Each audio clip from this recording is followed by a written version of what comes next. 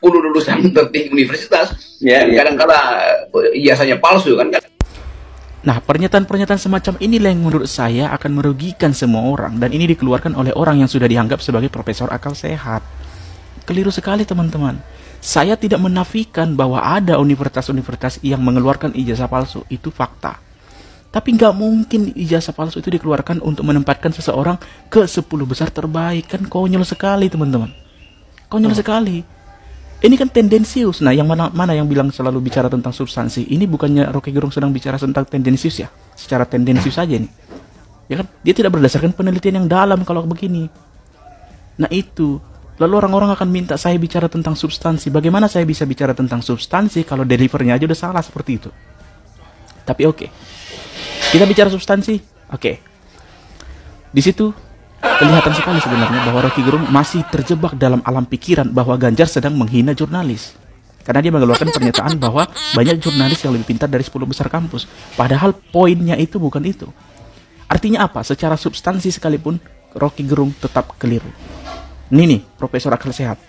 Makan tuh. Kira-kira begitu. Di mana di seluruh dunia ada koalisi yang 2 jam kemudian berubah tuh? Jadi Anda nggak ngerti artinya koalisi. Dan di mana ada di dunia ini orang yang modal asal cakap, asal ngomong udah dianggap profesor akal sehat pula dan berhak mendungu-dungukan orang lain.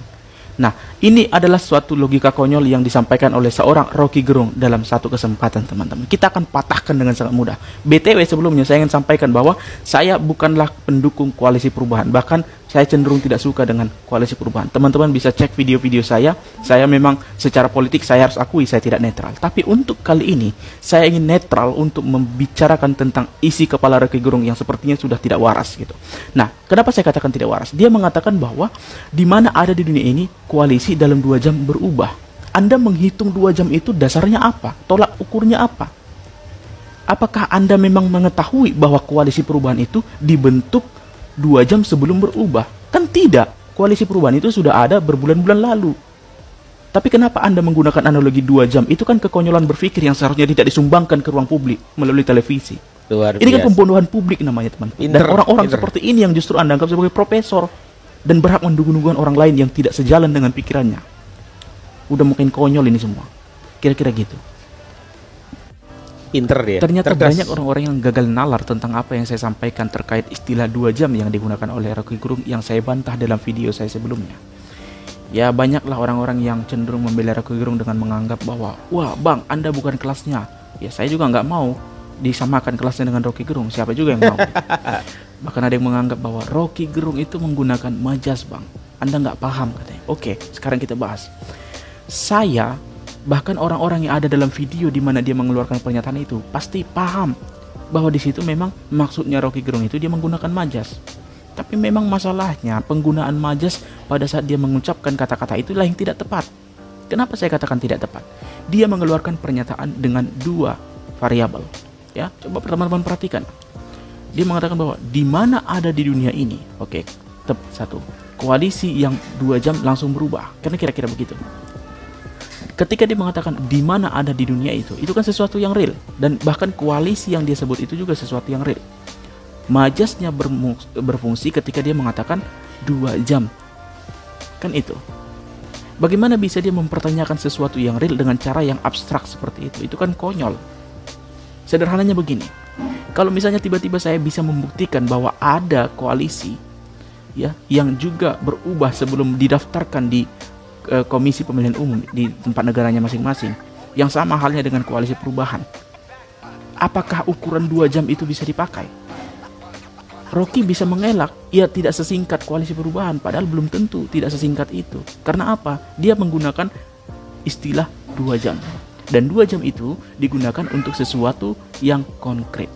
Di situ letaknya. Di situ letaknya, makanya majas itu tidak tepat dipergunakan.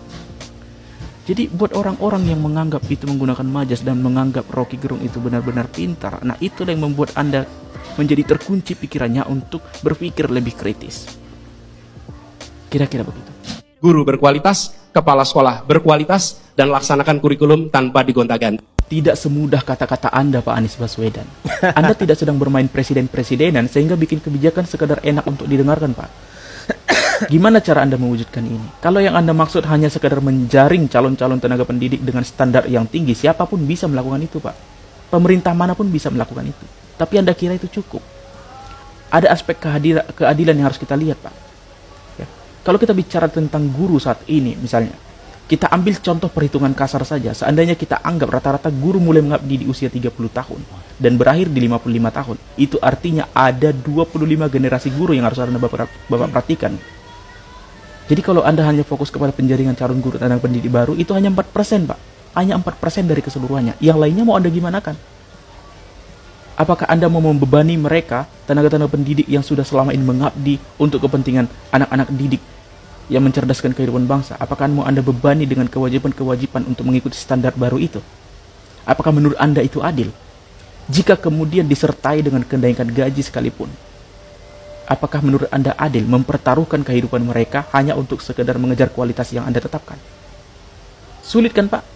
Sulit menciptakan kebijakan dengan tetap mempertahankan keadilan. Sulit kan, Pak?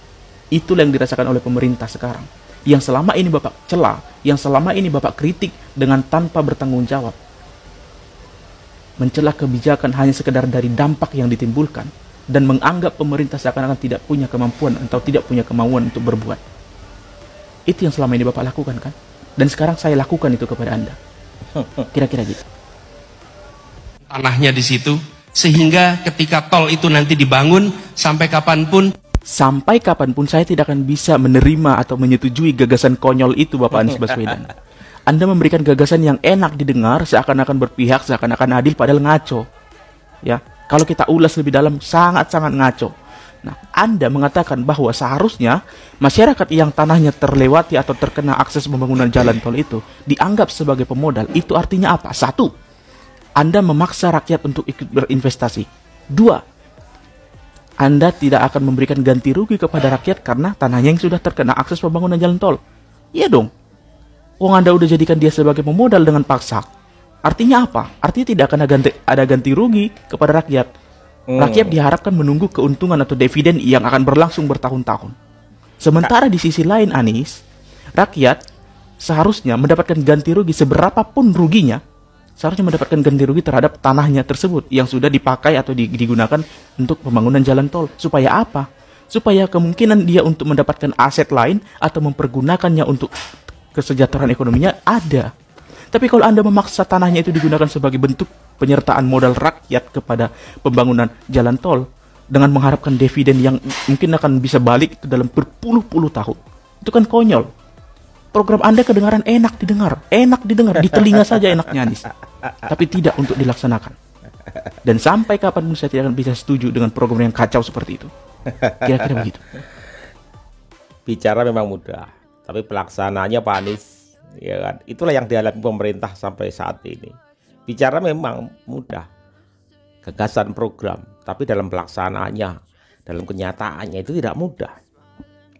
Jadi jangan asal bicara yang kemudian dibantah ini oleh abang kita tunanetra yang luar biasa ini.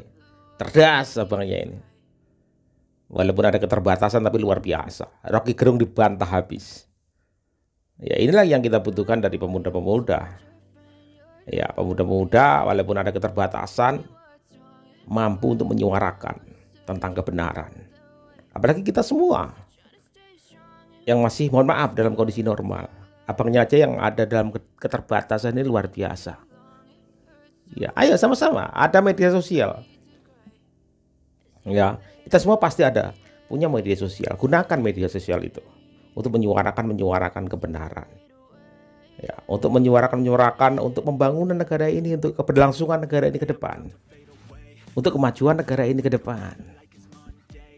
Luar biasa teman-teman. Ayo, ada lagi siapa lagi pemuda-pemuda yang luar biasa? Silakan suarakan yang menurut kalian benar. Karena ini negara demokrasi, kita bebas berbicara, tetapi dengan nilai-nilai tertentu, nilai-nilai adab sopan santun, adat ketimuran.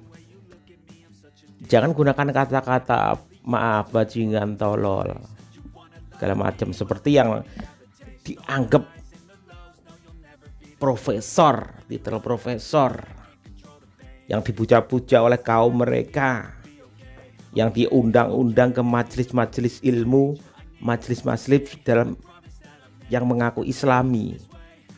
yang diangkat menjadi Rasulullah.